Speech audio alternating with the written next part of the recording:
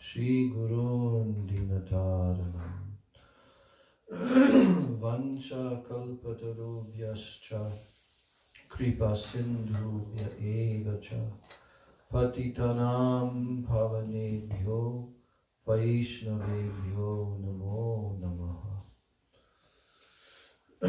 Namo Mahabhadanyaya Krishna Prema Pradayate Krishnaya Krishna Chaitanya Namne Gaurachise Namaha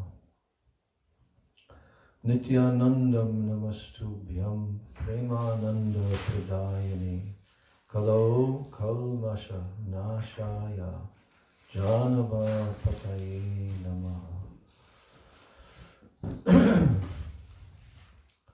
Bande Shri Krishna Chaitanya Nityanando Sahodito Gaudaye Pushpavanto Chitro Shamdo Tamonudo Panchatattvatmakam Krishnam Bhakta Rupa Swarupakam Bhakta Avataram Bhaktakyam Namami Bhakta Shaktikam Hey Krishna Karuna Sindho Dina Bandho Jagatpate Gopesha Gopika Kanta Radha Kanta Namostute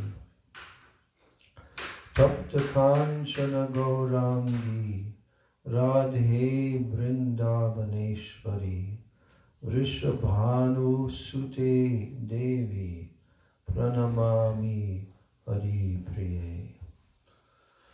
Bhaktya Vihina Aparadha Lakshay Kshiptascha Kamari Taranga Madhye Kripa Mai Tvam Sharanam Prapanna Brinde Numaste Charanara Vindam Vrindai Tulsi Devyai Priyai Keshavasya Krishna Bhakti Prade Devi Satyavachai Namo Namaha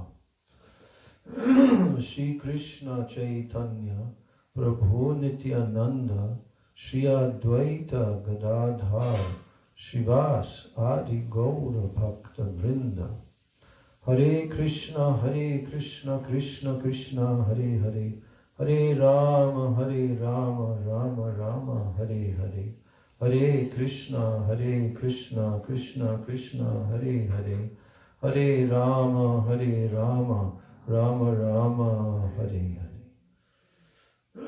So first of all, I'm offering my unlimited Dandavat Pranams and my Shraddha Pushpanjali at the lotus feet of my most worshipable beloved Gurudev, Nitya Lila Pravishta Om Vishnu Pad Paramahansa Astatarasata Sri Srila A.C. Bhakti Vedanta Swami Maharaj Srila Prabhupada.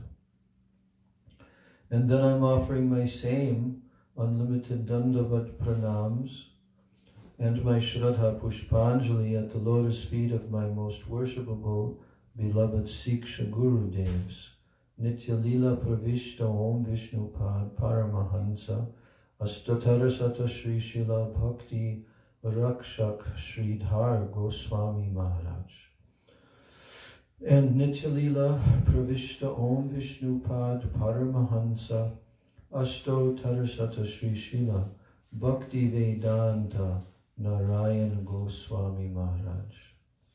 My Dandavat Pranams to the lotus feet of all my Sri Sri Rupa Nuga Guru Varga, and my Dandavat Pranams to all of the Vaishnavas and all of the Vaishnavis.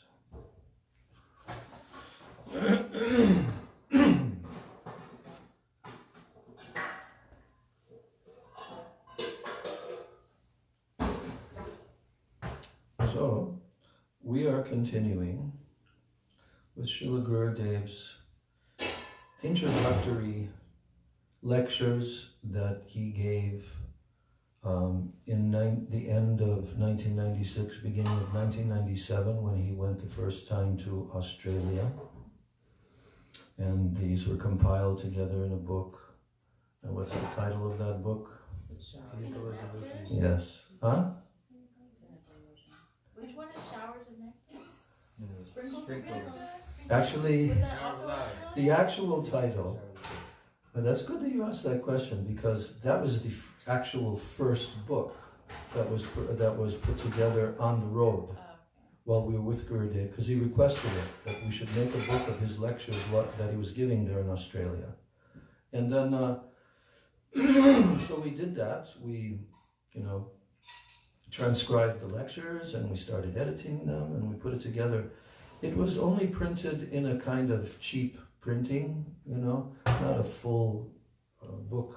That's why we later put it into another book along with some other introductory lectures called Pinnacle of Devotion. So the title, I remember we were choosing that because Gurudev was quite often, he was talking about sprinkling. How Mahaprabhu sprinkled, Yeah, I remember that getting that book in like 98. So wait, which one are you talking about? I'm talking about that. Well, I'm one, going but to then tell I the think title later of it. edition, yeah. So we decided, and we showed it to Gurudev, he agreed. Nectar Sprinkles on Australia. Yeah. Oh yeah, I've seen that. Yeah. So that was like a precursor to Yeah. Pinnacle. Okay. That's right. Because it wasn't really printed in a formal way, but we printed a few hundred copies, left a lot of them in Australia,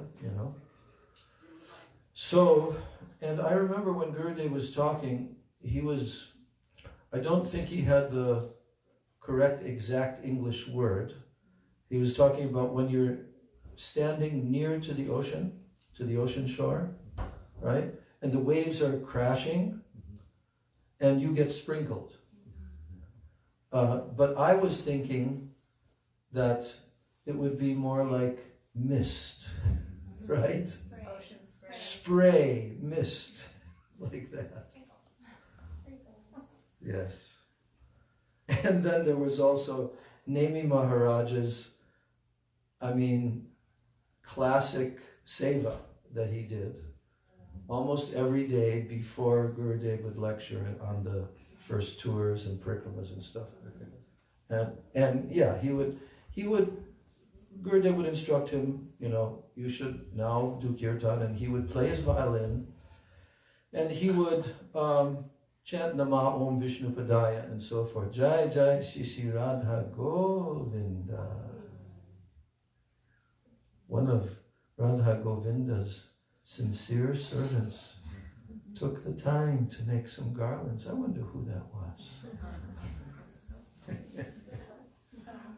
So anyway, Nemi Maharaj would sing Nama Om Vishnu Padaya, and he would sing Nama Om Vishnu Padaya for Prabhupada, for Srila Gurudev, and Bhakti Pradhan Keshav Maharaj, those three. Then he would do, Sri Krishna Chaitanya and Hare Krishna, had a particular melody that he sang. But sometimes Srila Gurudev, he would request him in some places sometimes, oh, you can play that one song. Gurudev called it Tinkle Tinkle. Do you remember it? Yes. Krishna is so wonderful, he fills our hearts with joy. When I think about the past, and the most attractive boy. Yeah. And it was like a song that he had written. It was kind of like an Irish melody, because at that time, Nemi Maharaj was getting into the Irish fiddle. That's what he did with his violin. And so he picked up certain kinds of Irish melodies. Some were slow and some were more fast. And this one was actually an Irish melody, So Gurudev liked it. It was very lively. And then at a certain point when he was describing, what was it? Was it Putana? No, but there was one point when Mother Yashoda came and picked up Krishna in her arms, and then the music slowed down. Right. Right? And she was praying to the Lord for saving her darling son. And then, we should ask him the lyrics to that. Yeah, so different devotees who were always with Gurudev, they had their little niche, you know, and their seva that they did. And Gurudev liked that. He liked that there was this, everyone had their role to play. Almost like in, you know, in the Nikunja, everyone has their seva to do, you know. All right, so Gurudev is, we've read yesterday how he was summarizing. When Krishna comes to this world, from Goloka Vrindavan, then the whole of Braj comes with him. His associates, the Yamuna River, Govardhan Hill, Bandirvan Forest, and the entire 84 krosas. How many miles? 84 krosas? Should be 4 times that, I think. You do your math quickly if you think that that's it. 84 kroshas is 168 square miles. Yes. So, and the entire 84 kroshas of Vrindavan, they accompany him. He comes once in a day of, in order to taste the 5 rasas. That's why he comes. That's why Krishna comes, for tasting ras. I often explain this with how Srila Sridhar Maharaj tells in a certain way about the philosopher Hegel, the German philosopher Hegel. He would mention him in relation to Gaudiya Vaishnava philosophy. Some things were correct in what he was telling. So he said, he took this from Hegel, that God is by himself and for himself. And that corresponds with our philosophy of that Krishna is an ocean of ras, and that Krishna is the supreme paratattva. Right? He's by himself. No one is in the same position. Only he. So, and he's for himself. So how do we explain that he's for himself? Huh? Rasovaisaha. Explain. That Krishna, the Supreme. Do we have the mic? The other mic? Here. Ah.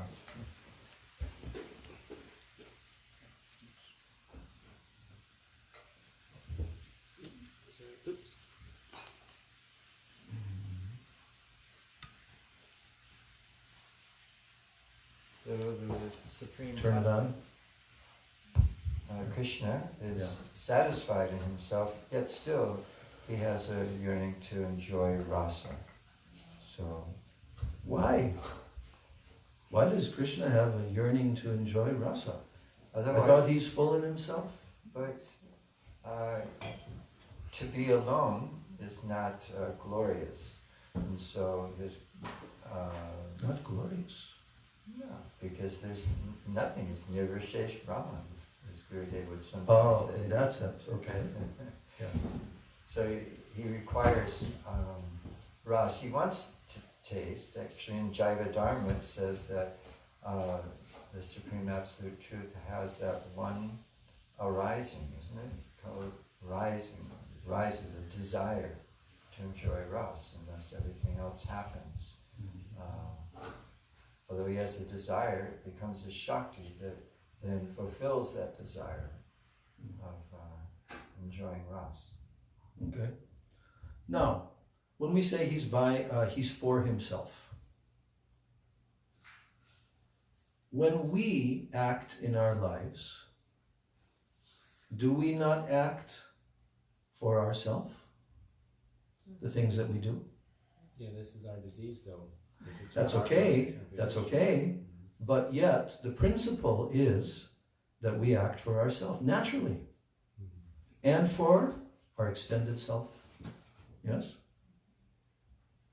So, when the living entity, who's a tiny little amsha, vivinamsha, part and parcel of Krishna, performs activities, of course, in their pure state, they understand who is their real self, But in the illusory state, we identify with the body, with the mind, and so forth, and the extensions of that, right? But our natural tendency, everyone acts for themselves, right? Just like the example, a woman has a young child, and the young child is also playing with many other children, right? But then, if something happens that those two children are in danger, one child is hers and one child is not hers, and they're maybe going to get hit by a car or something like that, that mother, who will she protect first? Absolutely. Absolutely. So the tendency to act for oneself is because we're parts and parcels of Krishna, and he is the Supreme Self. He is the Supreme Self, and we have some of the qualities of Krishna and characteristics of Krishna, not all 64. We only have about 50 in our pure state, 50 of the 64. Or is it 48 or something? I forget. 50. Yeah. So, Krishna is the supreme absolute self of every self. He's called the Atma of the Atma. And that's why in the pure realm of Krishna's eternal associates and pastimes, they love Krishna millions of more times than they love their own self. That is praying. Now, Krishna, being the supreme object of everyone's praying, being that he is the absolute supreme personality of Godhead, who there is no other equal, no one greater, no one equal. Everyone is in a lower position. Adhoksaja. Adhoksaja means adha kaja, that all in relation to him go downward. No one is equal. Asamordva. Asamordva also means no one on the same level as him. He's by himself, Krishna. But his tendency, his first tendency, is to taste rasa. Why? Because he's made of rasa. He is rasa, personified. So, raso vaisaha. Raso vaisaha means he is rasa. Akil rasamrita murti. First verse, first sloka of Bhakti Rasamrita Sindhu, Rupa Goswami. Akil rasamrita murti. He is the very form of the nectar of all rasa. Akil means all. Akil rasamrita murti. So therefore Krishna, his main purpose of existence is for tasting rasa. And therefore he is called Rasika Shekhar. Shekhar means most expert at tasting rasa. He is always immersed in tasting rasa. So whatever he does, whatever pastimes are performed, they're all performed for the purpose of Krishna tasting rasa. Jai Shri Shri Guru Gauranga Gandharvika Giridhari Shri Shri Radha Govinda Jiva Ki Jai.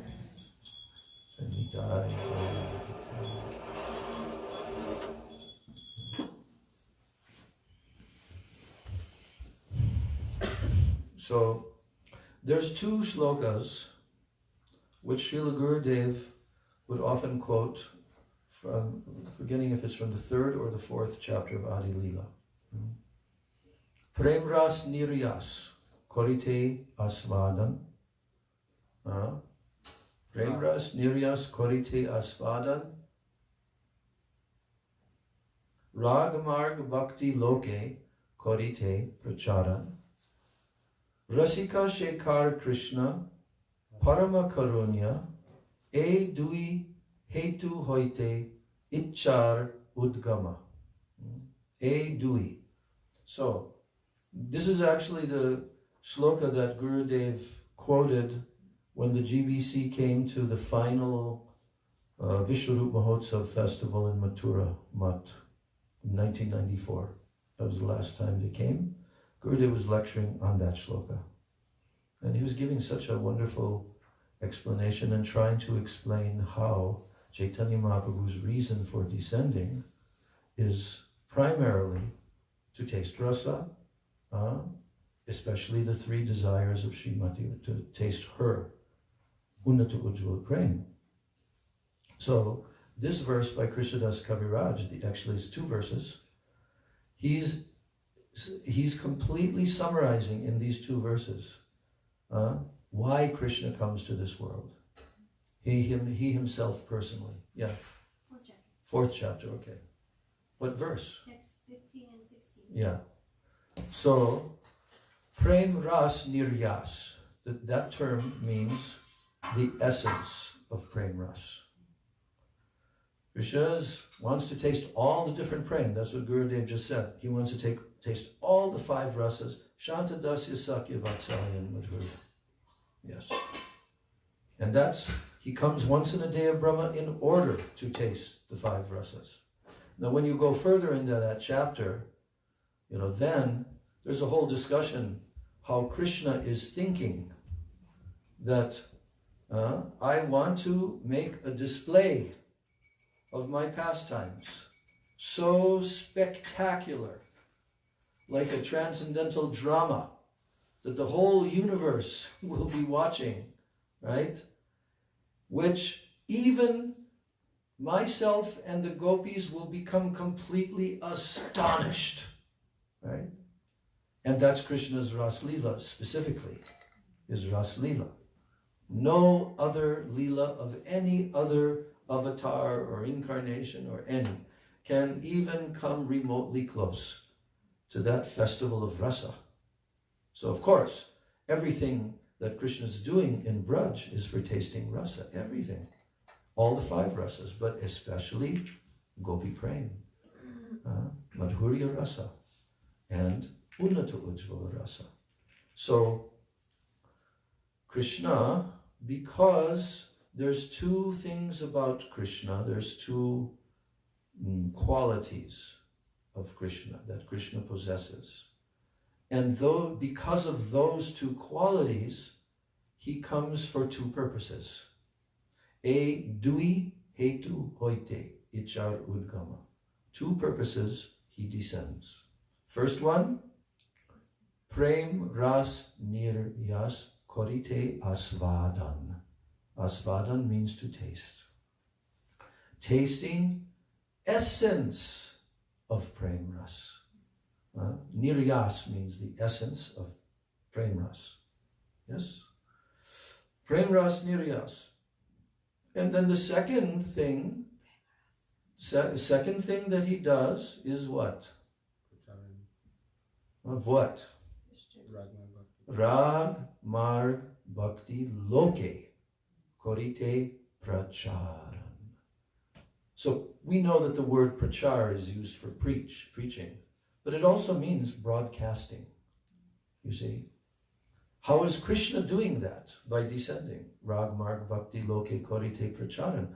How is Shyamasundar Nandanandan Krishna doing that? Rag, Marg, Bhakti, Loke, Korite, Pracharan. How is he doing that? His example. His example of what? Chanting incessantly, crying. We're talking about Krishna, not Chaitanya Mahaprabhu.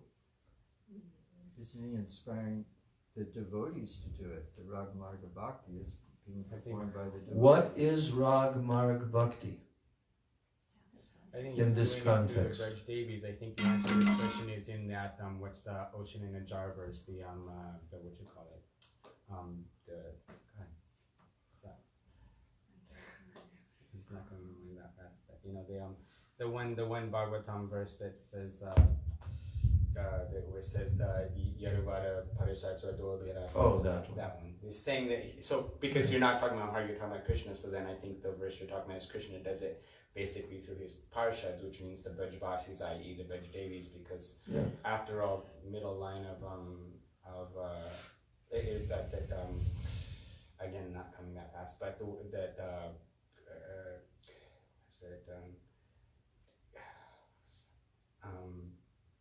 but you know the okay, so it starts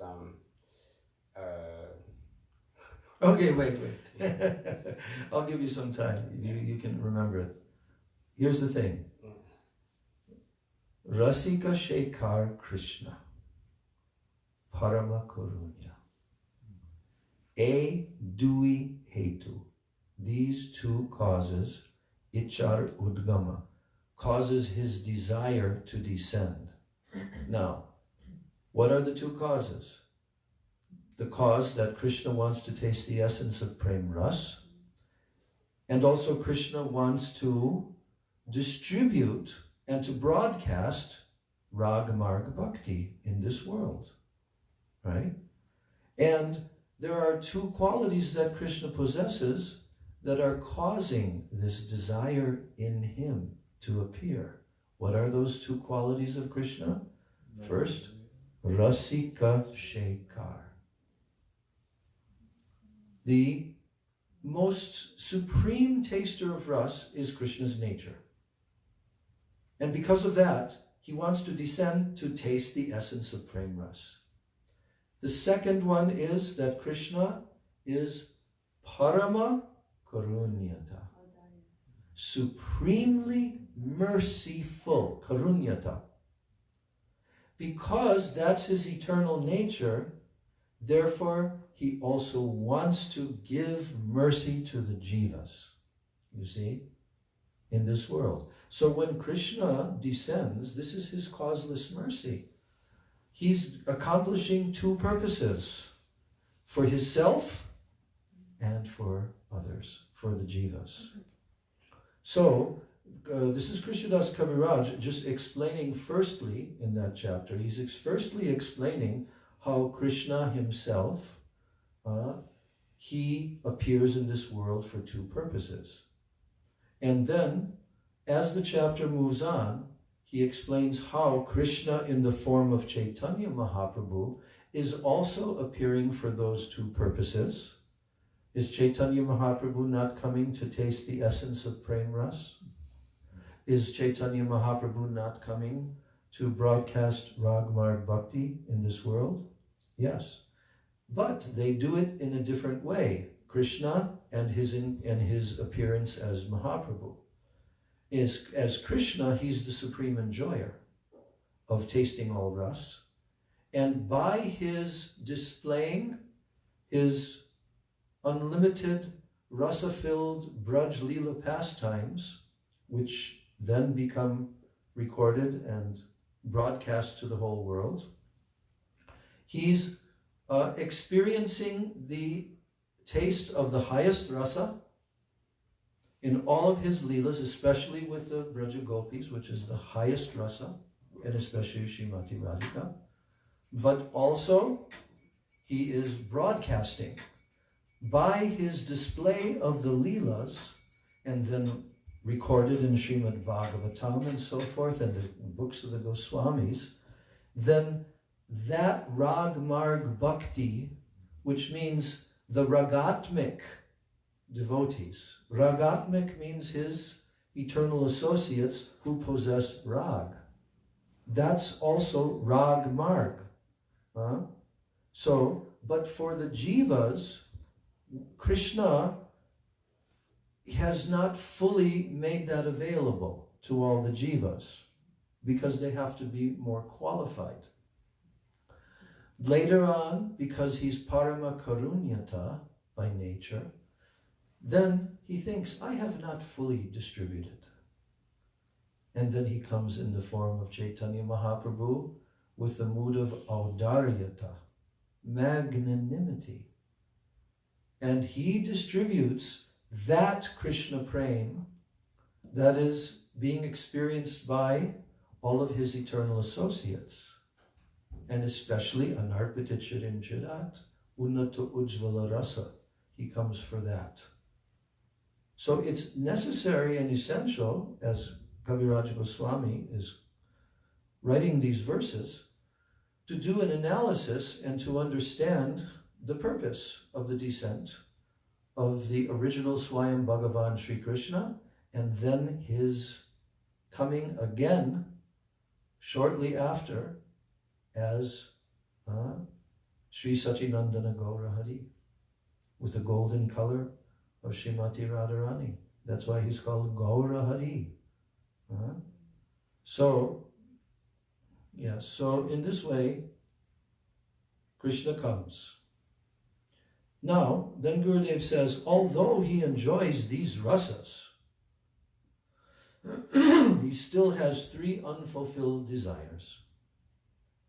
And the fulfillment of these desires is the essential reason for his appearance as Sri Chaitanya Mahaprabhu. Also, because he is an ocean of causeless mercy and an ocean of rasa. He wants to sprinkle drops of special mercy upon the jivas so that they will be able to come to him and serve him forever. Now, a devotee reads, I think it's Shamarani who's reading, a devotee reads from the introduction of Sri Chaitanya Charitamrita Adi Leela, chapter 4, the introduction. So this is Srila Prabhupada now, and it's very interesting to see how Srila Prabhupada is really telling these things. He's also explaining the same thing. So Prabhupada is saying, in this chapter of the epic Chaitanya Charitamrita, Krishna Das Kaviraj Goswami has stressed that Lord Chaitanya appeared for 3 principal purposes of his own. And there you go. He is for himself, right? He is for himself. The first purpose was to relish the position of Srimati Radharani, who is the prime reciprocator of transcendental love of Sri Krishna. Lord Krishna is the reservoir of transcendental loving transactions with Srimati Radharani.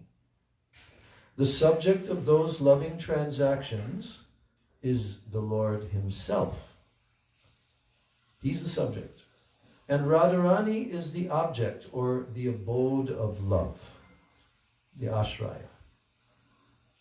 So thus, the subject, the Lord, wanted to relish the loving mellow in the position of the object, Radharani.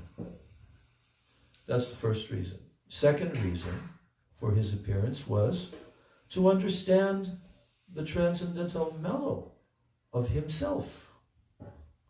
Lord Krishna is all sweetness. Radharani's attraction for Krishna is sublime. And to experience that attraction and understand the transcendental sweetness of himself, he accepted the mentality of Radharani. So you see how Prabhupada, how he selects particular words? Very interesting.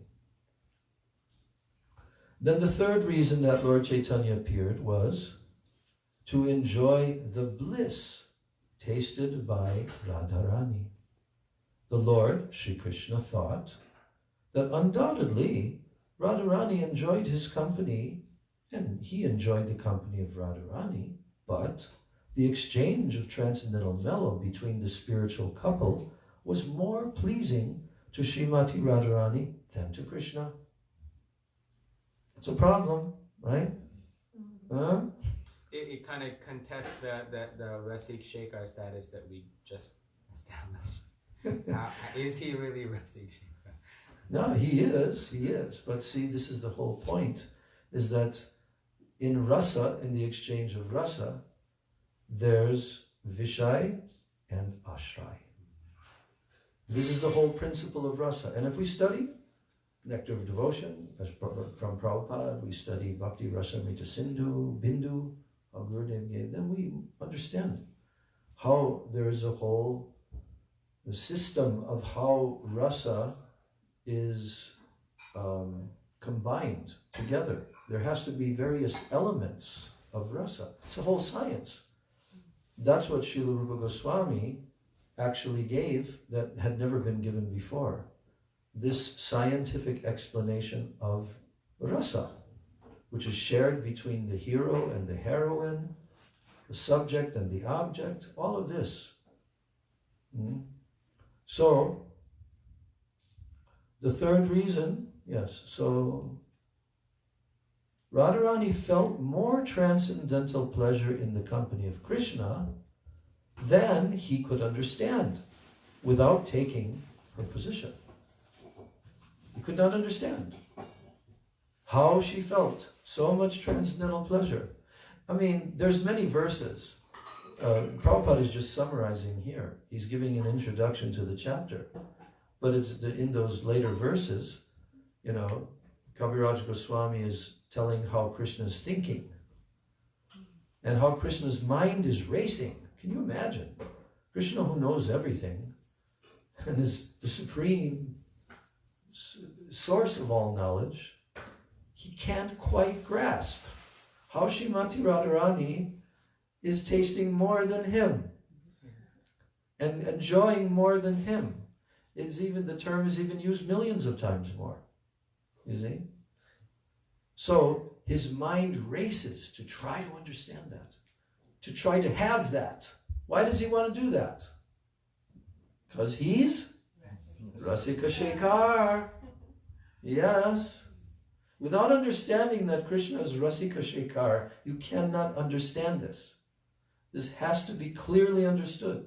That's why systematically Kaviraj Goswami is explaining the Siddhanta. So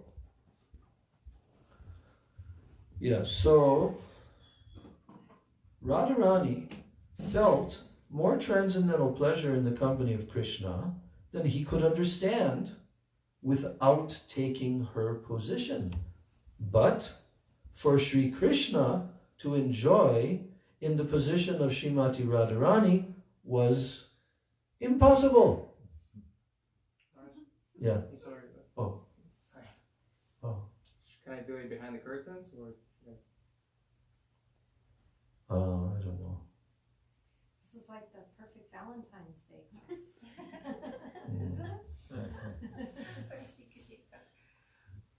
What do you want to do? You want to continue and he does the artik behind the curtain, or what? What do you want to do? Maybe KK does it. Maybe KK can do it.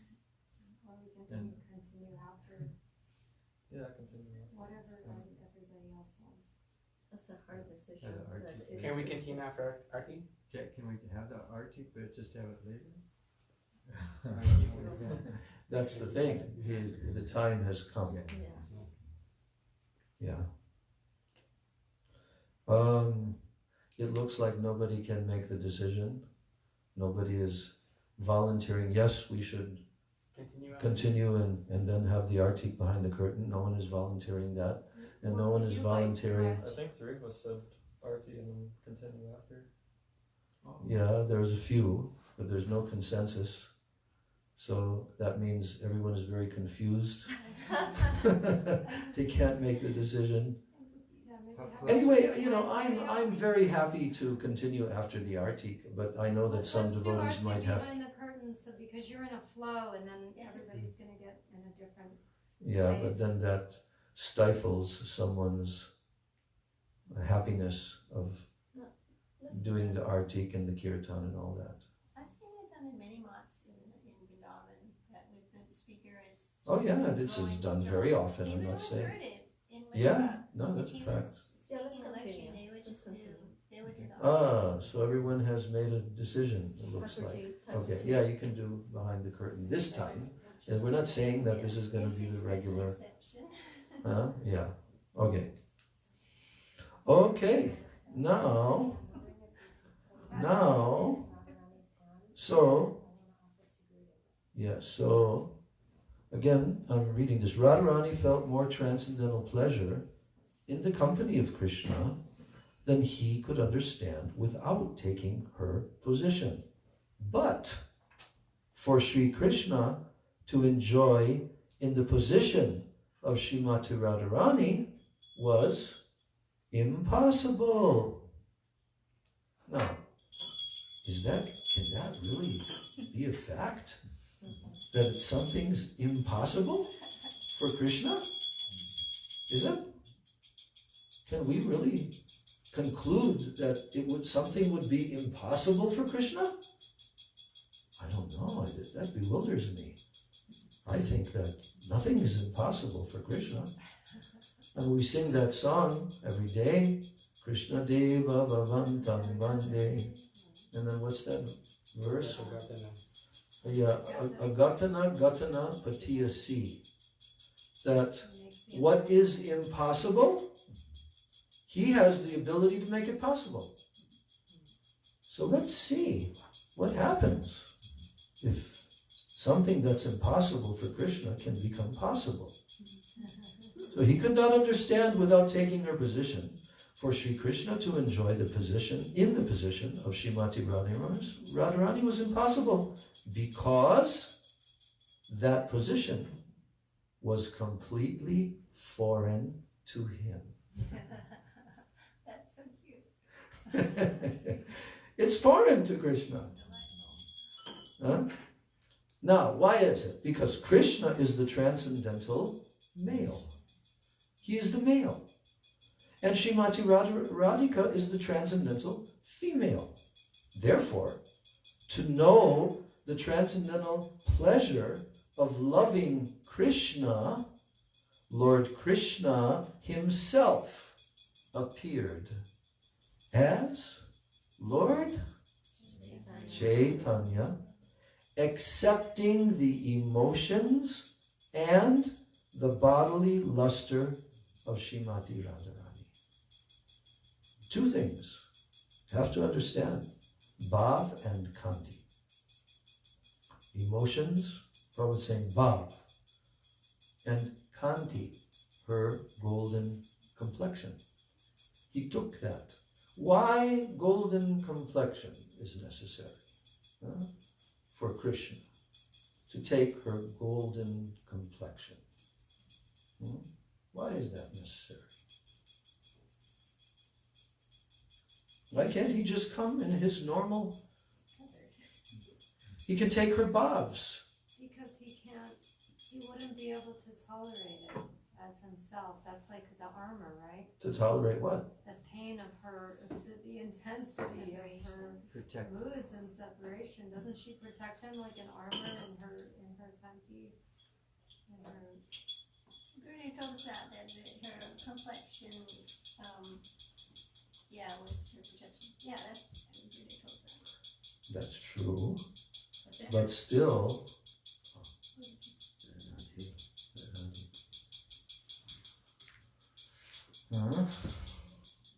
why not just the bhavs? Why her kanti? Isn't her complexion also a manifestation of those bhavs? Like her, Can you go further? I can't. Didn't we read that? Okay. That explain colors, and colors mean different. In this chapter, in chapter 4, We do not. Radha Tattva is being explained there. And Srimati Radharani's transcendental form, who she is being explained by Krishnadas Kaviraj that, he says, the essence of prem is bhav. The essence of bhav is mahabhav. And Srimati Radha Thakurani is the embodiment of mahabhav.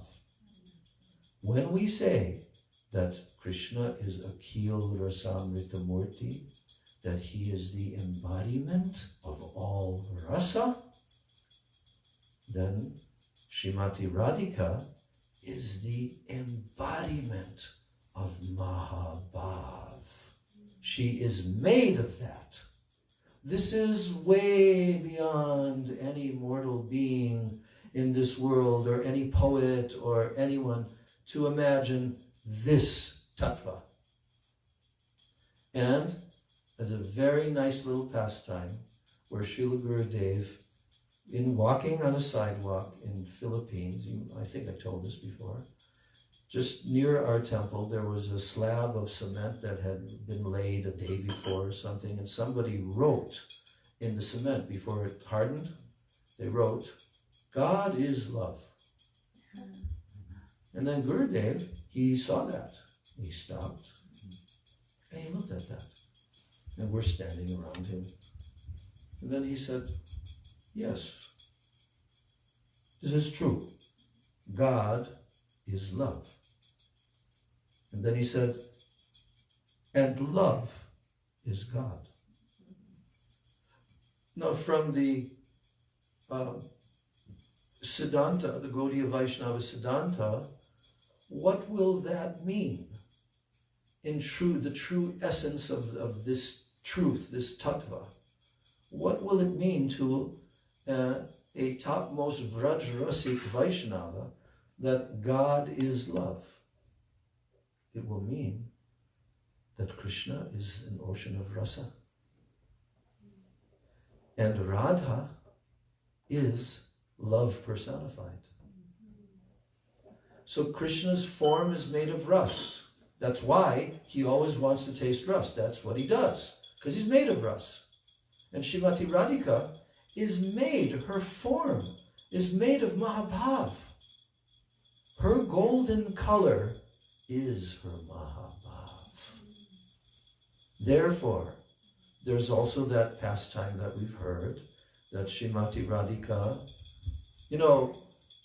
there was some discussion in the very beginning that, because I think that Gaur Govinda Maharaj, perhaps it was him or another personality, had said that, and he was explaining how Krishna stole the golden color of Srimati Radhika, right?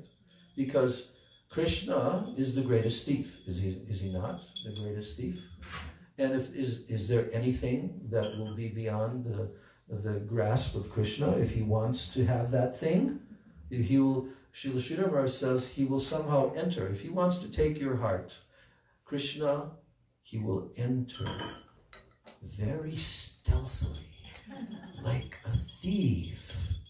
And he will enter very carefully, and he will begin to take possession of that property, and gradually he will fully claim it.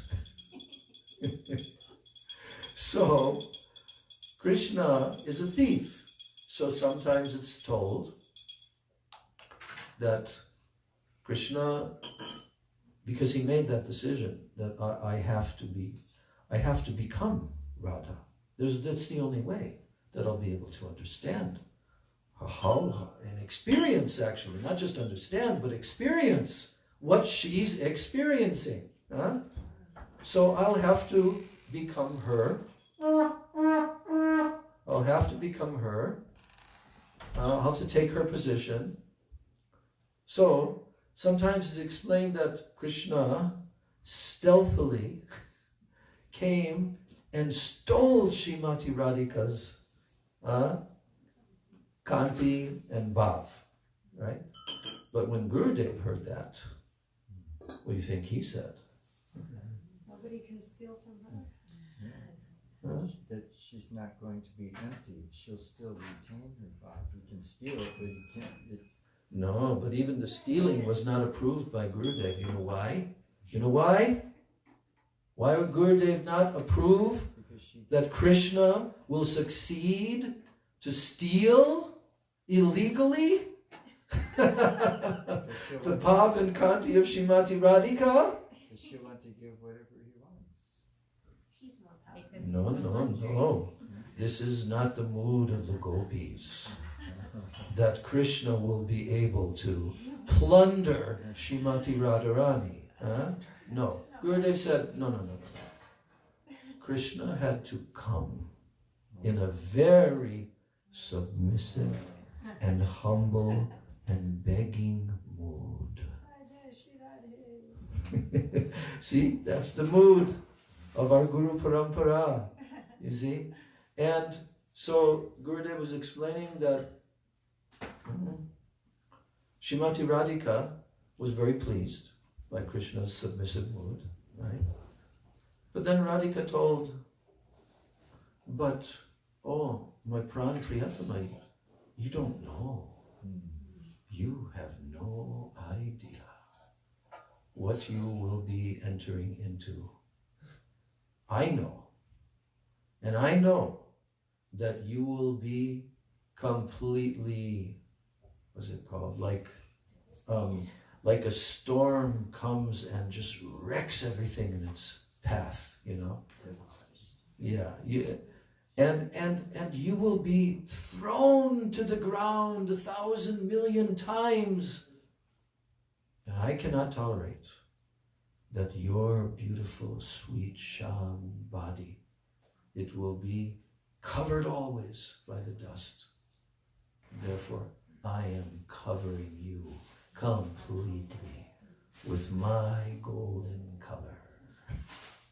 So Radha and Krishna are one in the form of Chaitanya Mahaprabhu. What is that? Shri Krishna Chaitanya, Radha Krishna Nahi Anya. Nahi Anya means none other than. Shri Krishna Chaitanya is none other than Radha Krishna, both combined. So, this tattva of how Krishna wanted to experience Srimati Radhika's prema and how he appeared as Lord Chaitanya accepting the emotions and the bodily luster of Srimati Radharani, this is the eternal meditation of the Gaur Bhaktas. Eternally. This Gaur, this personality, who he is, what is his prime purpose for coming? But because he's so merciful, he wants to give a taste of this Unnata Ujjvala Prem Ras to all the jivas at the same time as he's coming to taste everything, unlimitedly.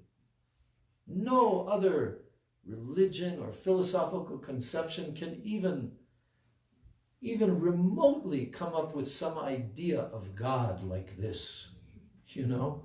This is the ultimate absolute truth. So Lord Chaitanya appeared to fulfill these confidential desires and also to preach the special significance of chanting Hare Krishna, Krishna Krishna, Hare Hare, Hare Ram, Ram Ram, Hare Hare. Then also to answer the call of Advaita Prabhu. These were secondary reasons. Here Prabhupada's directly saying, these are secondary reasons, not primary. To answer the call of Advaita Acharya and to preach the special significance of chanting Hare Krishna mantra. So, Prabhupada is now referring to the verse of Swarup Damodar, which is being quoted in this chapter, telling about Krishna's three desires. Sri Swarup Damodar Goswami was the principal figure among Lord Chaitanya's confidential devotees. And the records of his diary have revealed these confidential purposes of the Lord. These revelations have been confirmed by the statements of Srila Rupa Goswami in his various prayers and poems. This chapter also specifically describes the difference between lust and love. The transactions of Sri Krishna and Srimati Radhika are completely different from the material lust. Therefore, the author has very clearly distinguished between them. So, now Gurudev is going on after this short reading. Gurudev's listening.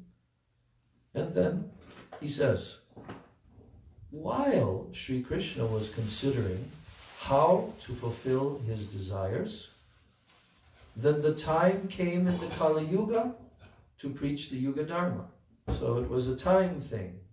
That now the time came to preach the Yuga Dharma, the religious process of the age. At that time, Advaita Acharya came to prepare a platform for the descent of Krishna and his associates. Advaita Acharya wanted to give Braja Prem, but he could not do so because this was not the function of Mahavishnu. In fact, this was not possible even for Ram, Nrsimha, Kalki, Vamana, and Parasuram. All of these avatars could establish Yuga Dharma, but they could not give to any living being what Swayam Bhagavan Vrajendra Nandan Sri Krishna could give, that is pure Braj Prem. Baladev Prabhu can give this prem, but he leaves it for Krishna to distribute, and he assists. That's why Nityananda Prabhu is chanting Bhaja Gauranga, Kaha Gauranga, Loha Gauranga Namre, Je Jane Gauranga Bhaje, Se Amar Pran Re. Everyone should worship Gauranga, Bhaja Gauranga, Kaha Gauranga, should chant the name of Gauranga, Loha Gauranga Namre. Ye Jane Gauranga Bhaje, that person who worships Gauranga, say Amar Pran Re. Nityananda's singing this song. He is my pran. That person who worships Gauranga, he is my pran. Yeah? So Nityananda, Baladev, he's always assisting. He's not taking the position of the distributor. He's assisting the distributor, even though he can give it. Why? Why can Baladev give it? How is it that he can give it? No one else can. Huh? He's also Krishna. Yeah, is he? Manifestation. Is there some, is it completely identical? Well, There's any difference or what? What's the position of Baladev Tattva? He manifests Sandini. He has a service attitude. No, in the 5th chapter, we'll be reading of Adi Leela, Baladev, Nityananda Tattva is explained there. And it's very clearly described that Baladev is the first expansion of Krishna, and he's actually Krishna fully. There's actually no difference, only a slight difference in color, in dress, and in mood. Yeah. He's a little taller. Yes. And he's a little older than Krishna. No. See, so actually Baladev is Krishna, you see? But then the whole tattva comes in about Nityananda Tattva, Baladev Tattva, that he is the first entity that is in the mood of servant. Krishna himself as his own servant. And he's serving in all 5 rasas. And he is relishing Krishna Prem eternally. And even sometimes in Krishna Lila, even Baladev doesn't know something that Krishna did. You know one example? The Brahma Lila. That's right. What happened? He didn't know that Krishna had expanded himself with all the cowherd boys and cows. What clued him in? He figured it out, though. What clued him in? When, go ahead. Oh, the love and affection that he saw them give. Who gave? The cows and the parents of the cows and the cowherd boys. When did he see that?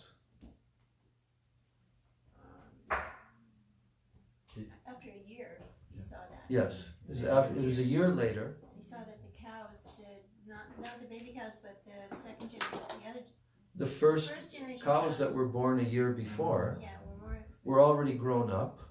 Their mothers were more affectionate towards the. But what happened? The cowherd men were coming on Govardhan Hill Oh yeah, they're trying with the cows, Yeah. And when the cows saw at the base of the hill their 1-year-old calves, they immediately became overwhelmed, and they were running down the hill, and the cowherd men were trying to stop them, right? Yeah. And then they met their calf, their 1-year-old calves, and they already had baby calves, right? And generally the cows, they don't show as much affection to the 1-year-olds as they do to the babies. Right. But in this case, they were, and not only that, but the cowherd men who were very upset that the cows were doing that, they also saw their sons. And then they became overwhelmed. And Baladev is watching this display, and he's saying, this is unusual. Everyone is overwhelmed, like in the same way that they love Krishna. So then he approached his younger brother, and he said, so, I'm noticing this. And then Krishna told him, Acha, okay. So even Baladev can't know, he can know, but he can't know. Because he's Supreme Lord, he can know everything. But also he can't know because of Yoga Maya for the pastimes, right? Yeah. And also he couldn't untie the rope. You mean in Damodar Leela? Yeah. Right. That's because of Vatsalya. Yes. Yes. Also in Kaliya Leela, he knew that Krishna would be okay, but everyone else was freaking out. But he knew. Yeah, so he held everybody back from entering. Yeah, I see. The thing is, Baladev is he's always the servant. He derives unlimited prema nectar by serving Krishna in every way. And sometimes Baladev is also fanning Krishna and massaging his legs and so forth. So, Baladev Prabhu can give this prema, but he leaves it for Krishna to distribute, and he assists. In the pastimes of Chaitanya Mahaprabhu, Baladev came as Nityananda Prabhu. And Nityananda Prabhu can also distribute that special Krishna prema, that Madhurya prema, directly and indirectly, but he waits for Chaitanya Mahaprabhu. Just like we know in our Gopinath Bhavan, right? Gopinath Bhavan is just near to which place? Yeah, but that's next door, but there's a little bit ways down. Nityananda sitting place. Yeah. Shringar. Shringarvat. That's where Nitai went and stayed there waiting for Mahaprabhu to manifest after he had toured all around the whole of Bharatvarsha. And then he got the message.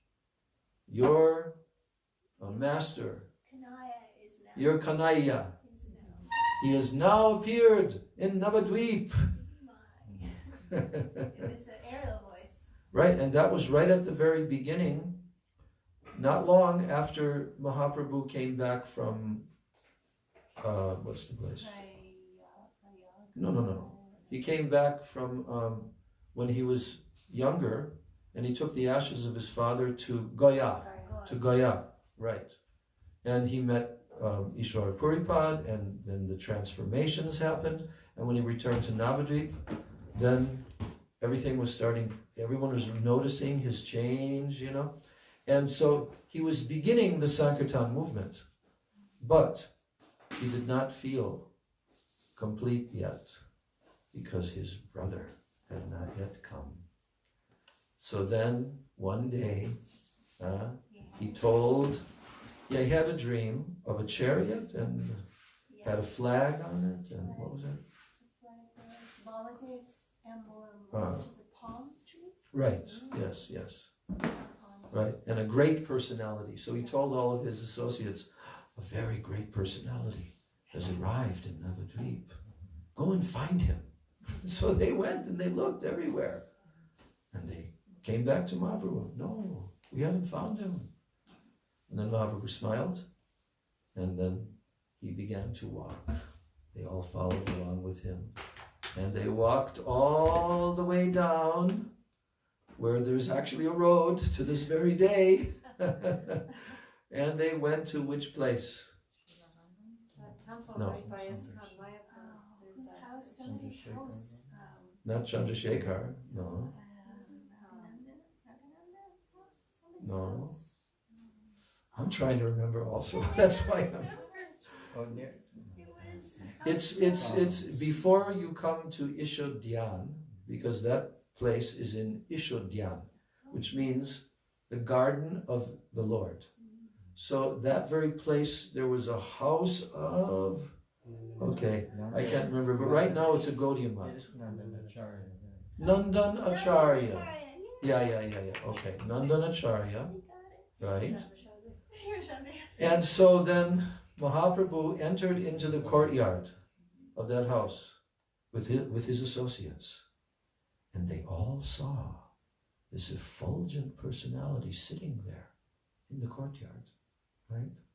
And then the whole incredible Leela began to take place where Nitai and Gauranga are meeting for the first time, right?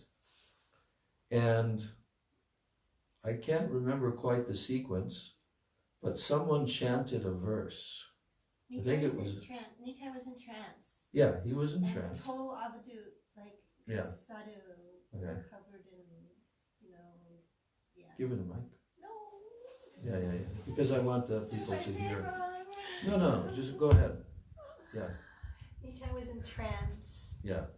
And Mahaprabhu wanted to show his glories to the devotees because they were doubting because he was covered in dust and dreadlocks and just avadut. I never heard that he had dreadlocks. Maybe not. No, I don't think he I've had heard this from dreadlocks. devoted Vaishnavas. Yeah. So I don't know about the dreadlocks. Maybe he did. But I don't know. in I other haven't words, heard he'd it. been traveling for 12 years Yeah, throughout to all the holy it could places, be. and that look of that Right. kind of lifestyle we've seen. Okay. We've seen, yeah. Yeah. So in the devotees there was some doubt, and Mahaprabhu wanted to show his glory. So he had one devotee, can't remember who, To recite a verse? Govinda, yeah, and It wasn't it Barhapidam? Yes, it was that Not verse. Vapu. Yes. It was that verse, and then Lord Nityananda came out. It was trance, and he was just like, when he heard the verse, he just became so ecstatic. He showed like all ecstatic emotion, and then when he saw Mahaprabhu, they were just like fixed. Their eyes. And were he was fixed. also jumping They started dancing. and crashing to the ground. Yeah, like it And was they were like astonished, you Yeah. know? Yeah, And then, yeah, go ahead. no, do you know more? Oh, Well- well, I'll tell you what I know. And then, and then, according to this one Vaishnavi that I heard from, then Yeah. Mahaprabhu had the devotees say the verse again. And then Okay. he just went even more. And by Okay. this time, the devotees were convinced Yes. this is an amazing personality. And they ended And no up one in could each calm other's him down. arms, and they were communicating by eye. And Who then was? the two, Nitai and Mahaprabhu, were communicating by eyes and tears. And But that's after. then, That's after. after what? Because after his like explosion Mhm. of Yeah, ecstatic symptoms, yeah, no one could calm him down. right. And then Gauranga came Um, and embraced him. there we go. Yeah. And he completely calmed. So Mahaprabhu puts Nitai on his lap, Yes. and Gadadhar Pandit started laughing. And the Yes. devotees were, why are you laughing? It didn't seem like the appropriate time to laugh. Right. But he started laughing, and he said, oh, usually Ananta Shesh holds Yes. Mahavishnu on his lap, but now in this pastime It's they've reversed. reversed. Right. Yeah. Yeah. Yeah, and like you said just now, so many communications by their eyes. And they embraced for a long, long time. And all the devotees are watching this, you know. And this is their first time meeting. Yeah. But they're making so many comments between themselves. As if they were old. Yeah, oh, just see. It looks like they have known one another forever, right? They're all observing this exchange. Wow. Yeah, so that meeting place is a Gaudiya Math, and that's I think Bhakti Saranga Goswami Maharaj procured that piece of property, which is the exact place where Nandanacharya Bhavan was there. And then they have Gornitai on the altar there. You were going to speak about him. Huh? You were going to speak about him, right? Who? About who? Saranga Goswami, what you Oh, said. yeah. That's another. Same person? Yeah, same person. Yeah. So, so in this way, Nityananda Prabhu, he can also distribute that special Krishna praying, that Madhurya praying. He can distribute directly and indirectly. He can, but he waits for Chaitanya Mahaprabhu. There are 4 reasons for Sri Chaitanya Mahaprabhu's appearance. 2 are external reasons and 2 are internal. The primary internal reason was to taste what? The moods of Srimati Radhika. Now he's quoting what I was quoting before, Prem Ras Niryas, Korite Asvada. So the secondary of the internal reason, right? The secondary of the internal reason was to satisfy Advaita Acharya, who, offering tulsi leaves, had called for Krishna to descend. Now the primary external reason for his appearance was to teach the fortunate jivas the path of Raga Nuga Bhakti, Rag Marg Bhakti Loke Korite Pracharan. That was the primary of the external reasons. And then the secondary external reason was, what's left now? Yuga Dharma. Yes. It was to establish the Yuga Dharma, Yada Yada Hi Dharmasya. So by his love, Advaita Acharya induced Krishna to come to this world.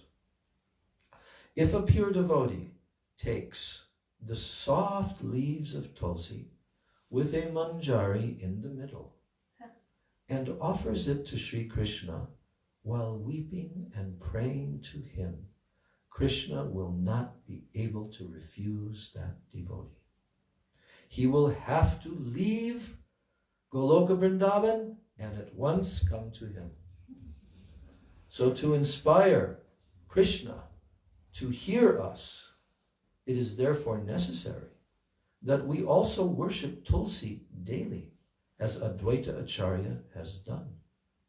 By this method we can certainly please Krishna, even if we are unable to please him in any other way.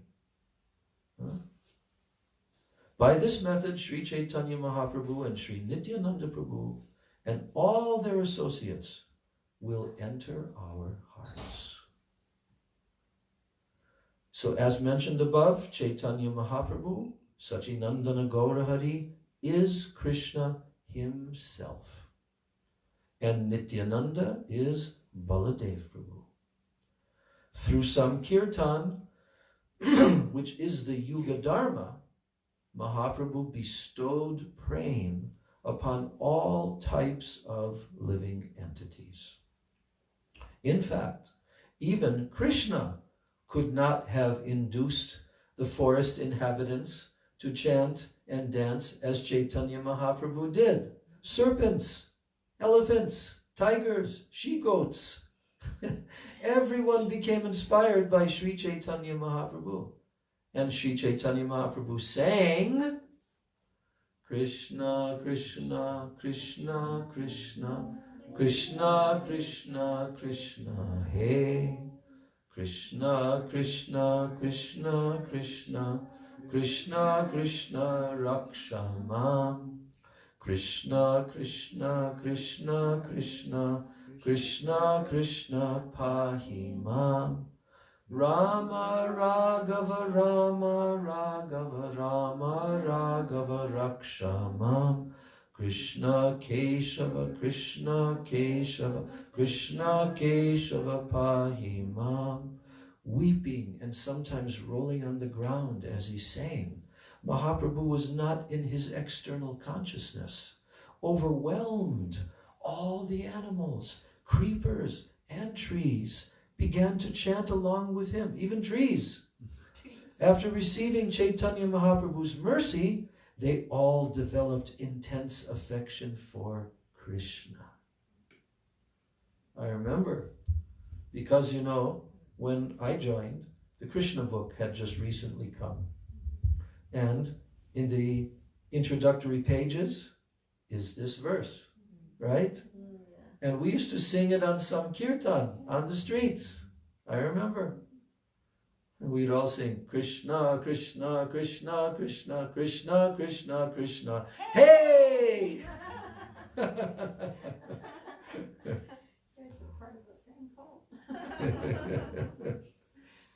So, when Krishna came to this world, he was also merciful. He was also merciful when Krishna came. But he gave Krishna prem according to the quality of the devotee's surrender and devotional practice. Not less, not more. Like a scale. Right?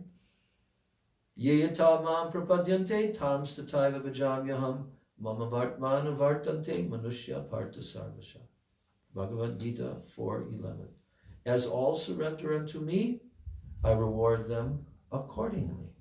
Everyone follows my path in all respects, O son of Pritha. So consider the analogy of a pot, which represents our qualification for Krishna prem. So when Sri Krishna was present, he never gave a pot to anyone. Rather, he said, oh, bring your pot. And according to the type and the size of your pot, I'll give you that much prem. Without our qualification, Krishna will not give us prem. For example, if we have committed many offenses, he will not give us prem. But on the other hand, Sri Chaitanya Mahaprabhu is giving the pot and the prem. He and Nityananda Prabhu are so merciful. They have no scale at all.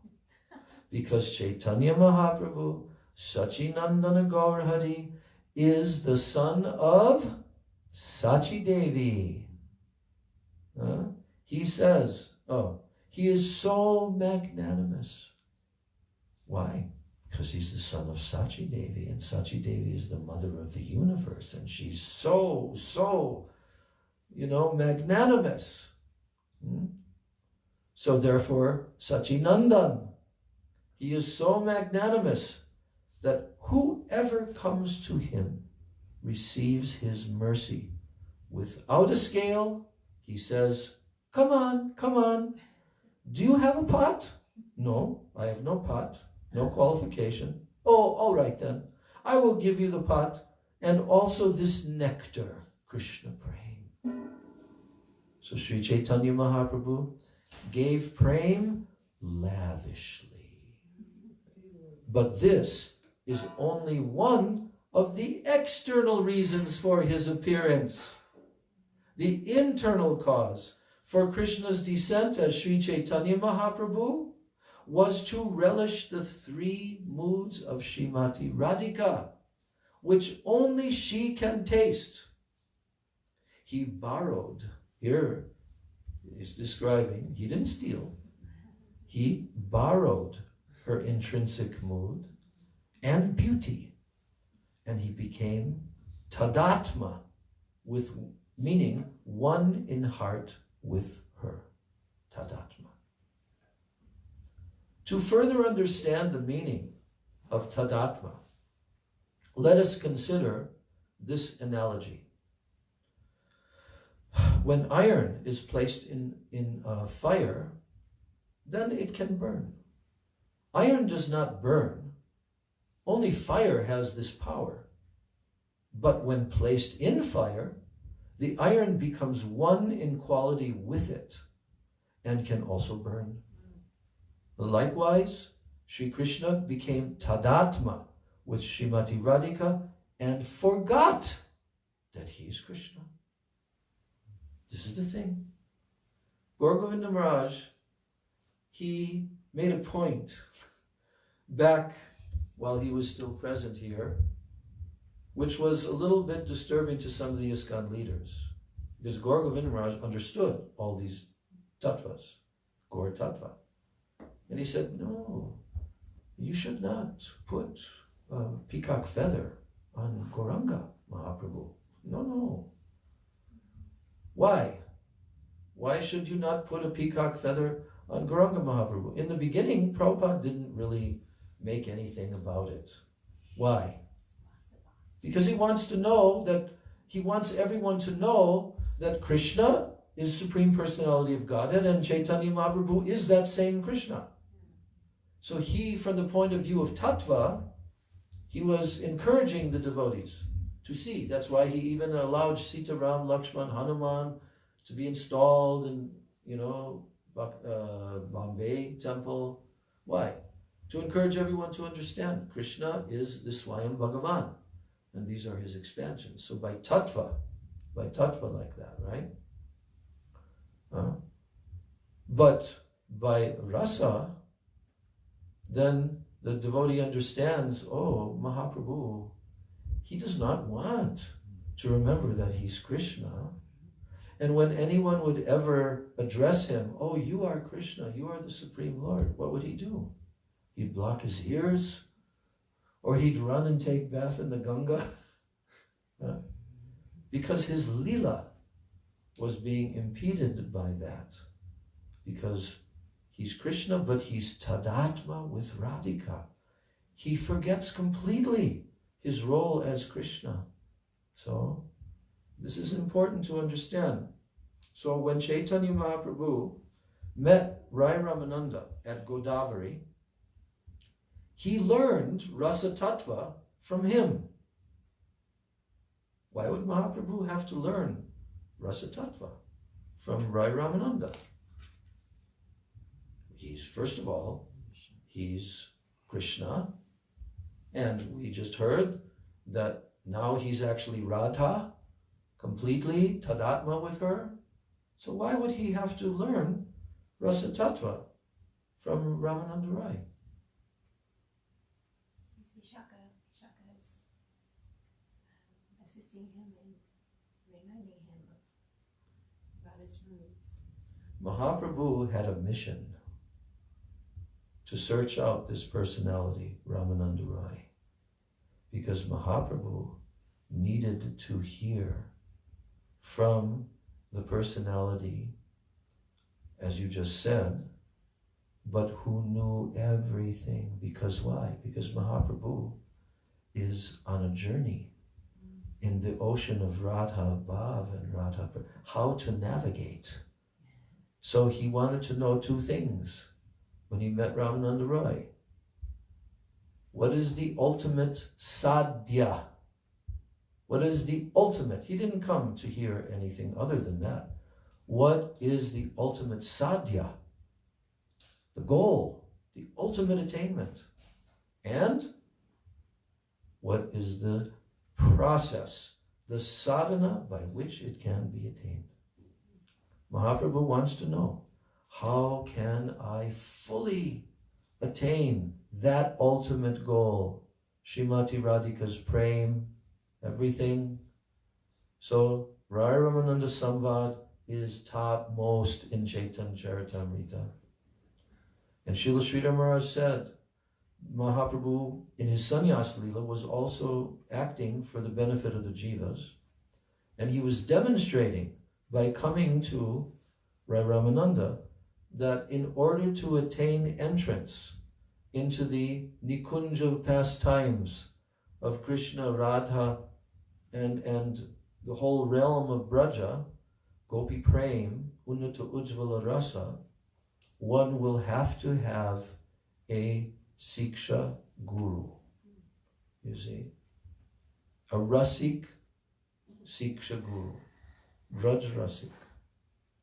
So, he learned Rasa Tattva from him. Rai Ramananda is Vishaka, Srimati Radharani's dearmost friend.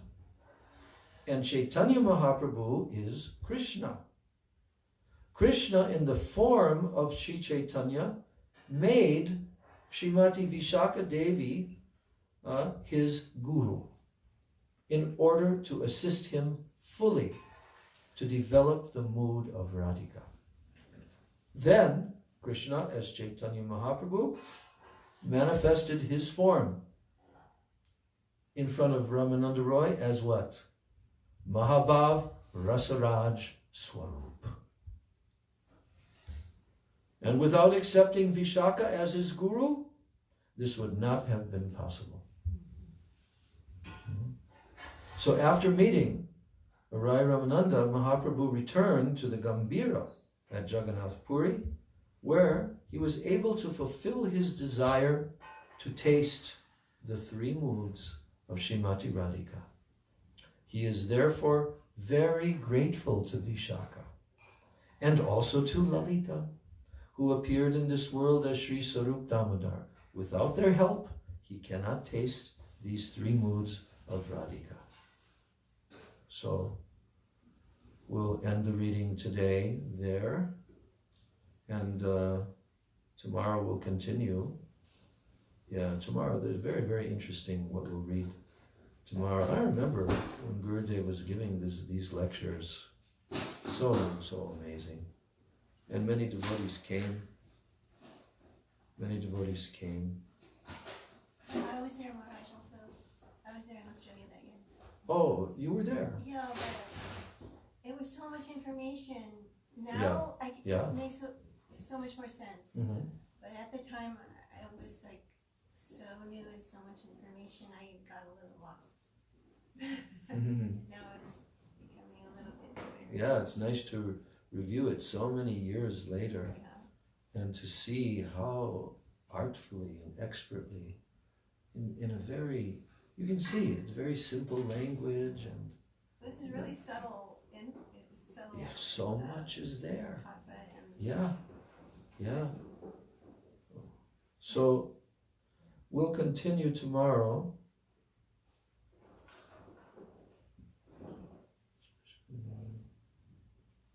Yeah, we'll continue tomorrow. And we'll try to come a little early so that we don't have to hold off on the arti. Yeah. I just had a funny thought that on Gurudev's Vyasa Puja, I was sharing this memory how Gurudev one year on his Vyasa Puja was testing who is the topmost guru, and ultimately he was saying that it's Sri Chaitanya Mahaprabhu is the guru of all gurus. But after hearing this, I think maybe it's Vishaka.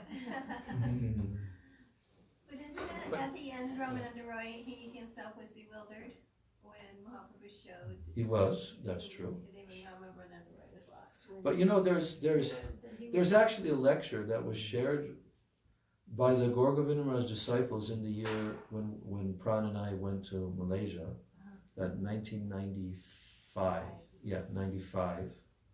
And they gave us a tape of the lecture of Gaur Govinda Maharaj called "Why Did Ramananda Roy Faint?"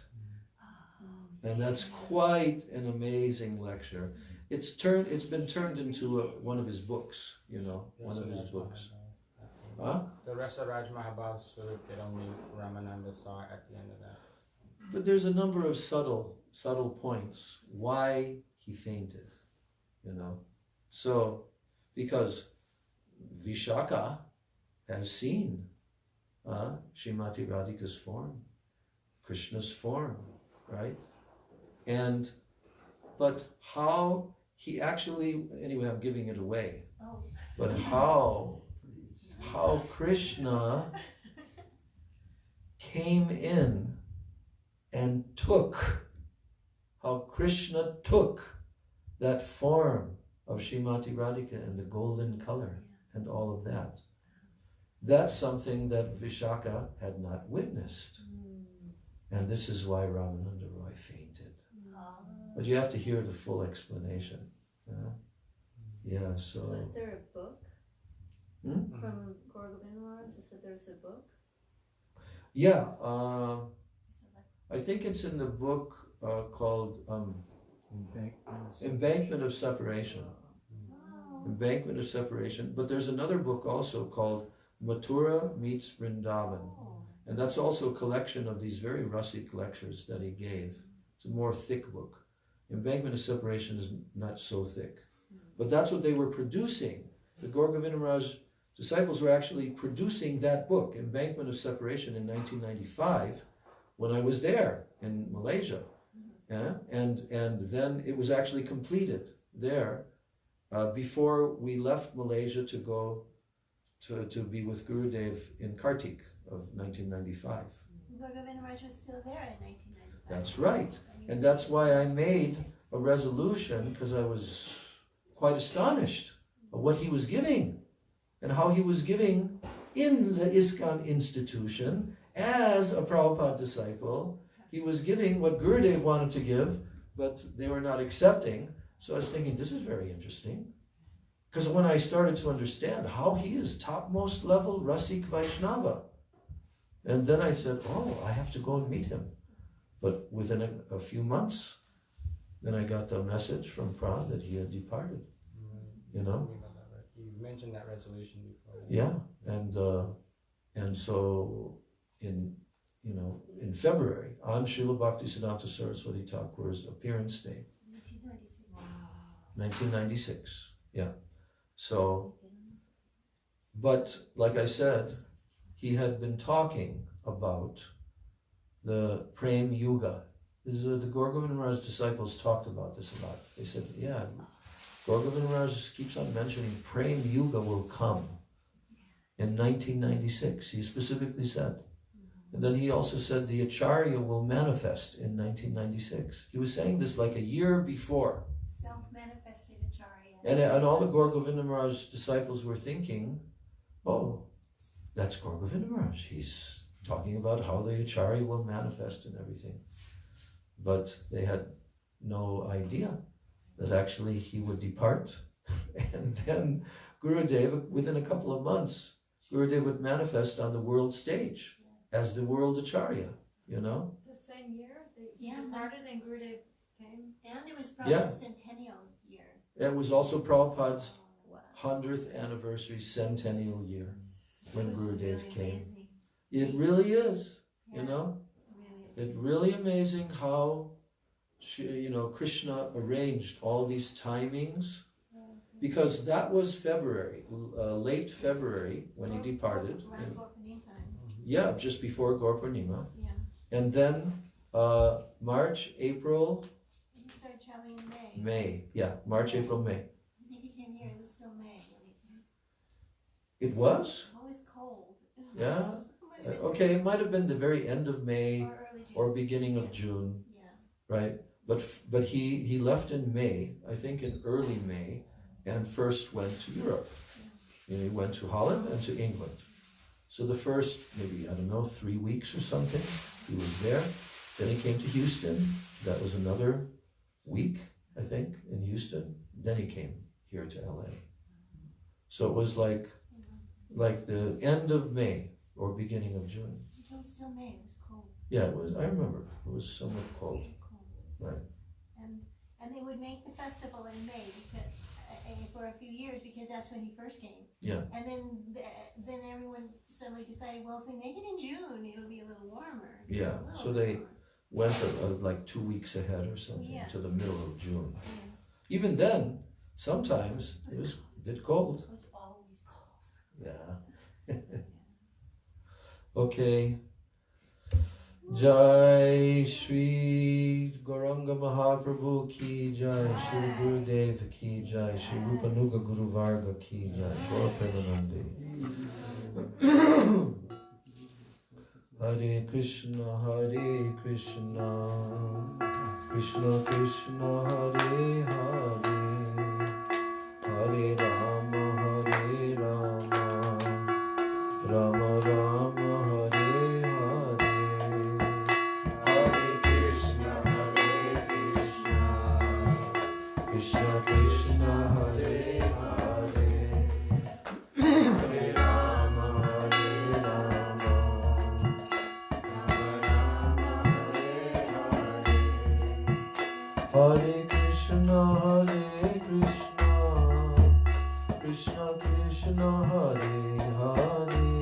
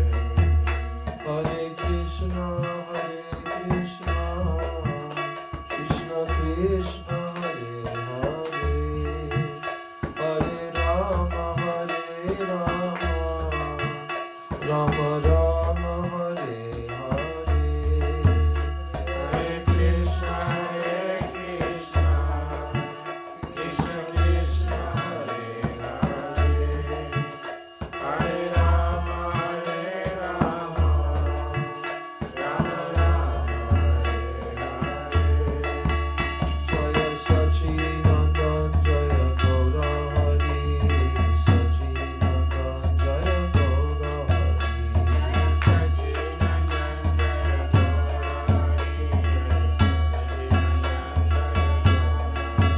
Jaya Nitai Jaya Gaur, Jaya Nitai Jaya Gaur, Jaya Nitai Jaya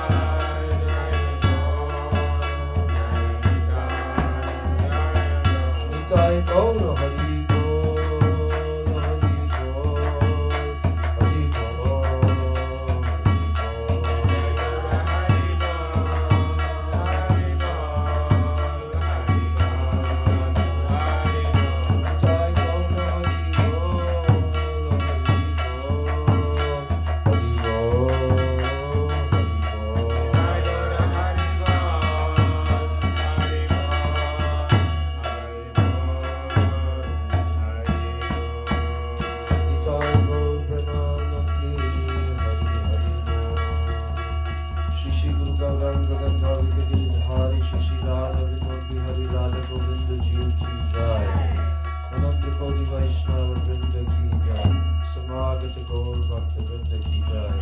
Nitai Gaur Premanande.